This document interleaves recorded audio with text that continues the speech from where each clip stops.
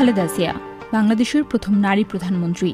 স্বাধীনতার পর ১৯৯১ সালে প্রথমবারের মতো দেশটিতে সুষ্ঠু ও নিরপেক্ষ নির্বাচন অনুষ্ঠিত হয়েছে এমন উল্লেখ করে থাকেন রাজনৈতিক পর্যবেক্ষকরা। সেই নির্বাচনে ১৪০টি আসনে জয় পায় বিএনপি। প্রধানমন্ত্রী হিসেবে শপথ নেন খালেদা জিয়া। নারী হয়েও দলীয় নেতৃত্বের শীর্ষে পৌঁছানো এবং সরকারের প্রধান হওয়া খালেদা জিয়া যে পথ পাড়ি দিয়েছেন সে সময়ের প্রেক্ষাপটে তা অভূতপূর্ব ছিল বলেই মনে করেন বিশ্লেষকদের অনেকে।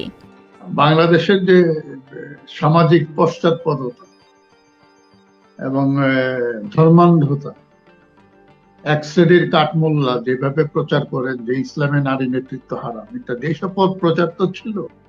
সেই প্রচারের মধ্য দিয়ে আমাদের মতন একটি পশ্চাৎপদ সমাজের একজন নারীর রাষ্ট্রের প্রধান নির্বাহী হয়ে ওঠা, এটাই মনে করি একটা বড় সড়ো এটাকে একটা বিপ্লব বলা যায়। অথচ ১৯৯১ সালে সেই নির্বাচনে জয়ের ব্যাপারে বেশ আত্মবিশ্বাসী ছিলেন মাঠের রাজনীতিতে খালেদা জিয়ার সবচেয়ে বড় প্রতিপক্ষ শেখ হাসিনা। আওয়ামী লীগের ইশতেহার ঘোষণার সময় সাংবাদিকদের প্রশ্নের জবাবে শেখ হাসিনা ২/৩ আসনে জয়লাভের ব্যাপারে আশা প্রকাশ করেন। অন্যদিকে খালেদা জিয়া তার নির্বাচনী প্রচারের সময় বিভিন্ন উন্নয়নের প্রতিশ্রুতি যেমন দিয়েছেন, অপরদিকে আওয়ামী লীগ সম্পর্কে নানা সতর্কবার্তা উচ্চারণ করেন। নির্বাচনের ফলাফলে দেখা যায় কোনো দল সরকার গঠনের জন্য একক সংখ্যাগরিষ্ঠতা না পেলেও ১৪০টি আসনে জয় পায় খালেদা জিয়ার নেতৃত্বাধীন বিএনপি। আওয়ামী লীগ জয়লাভ করে ৮৪টি আসনে। এছাড়া জাতীয় পার্টি ৩৫টি এবং জামায়াতে ইসলামী ১৮টি আসনে জয়লাভ করে। এক পর্যায়ে জামায়াতে ইসলামী অস্থায়ী রাষ্ট্রপতির কাছে চিঠির মাধ্যমে বিএনপিকে সমর্থন দেবার কথা জানায়। জীবনের প্রথম নির্বাচনে ৫টি আসন থেকে লড়ে ৫টিতেই জয়লাভ করেন খালেদা জিয়া। শুধু তাই নয়, রাজনৈতিক জীবনে যতগুলো নির্বাচনে অংশ নিয়েছেন তার কোনটিতেই পরাজিত হননি তিনি।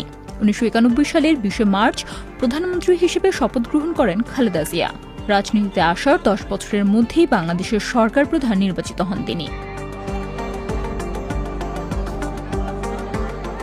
তার সরকার নারী শিক্ষার প্রসার ও প্রাকৃতিক দুর্যোগ নিয়ন্ত্রণে বেশ কিছু উদ্যোগ নেয়। তবে খালেদা জিয়ার সরকার সবচেয়ে বড় বিতর্কের মুখে পড়ে মেয়াদ পূর্ণ করার পর নির্বাচন আয়োজন নিয়ে। ১৯৯১ সালের পঞ্চম জাতীয় সংসদ নির্বাচনের একটি বিশেষত্ব ছিল সব রাজনৈতিক দলের ঐকমত্যের ভিত্তিতে প্রথমবারের মতো নিরপেক্ষ সরকারের অধীনে সেই নির্বাচনের আয়োজন করা হয়, যদিও তা সংবিধানের অংশ ছিল না। কিন্তু সেই সরকারের ৫ বছরের মেয়াদ পূর্ণ হবার পর নিরপেক্ষ সরকারের অধীনে নির্বাচন দিতে অস্বীকৃতি জানায় খালেদা জিয়ার সরকার।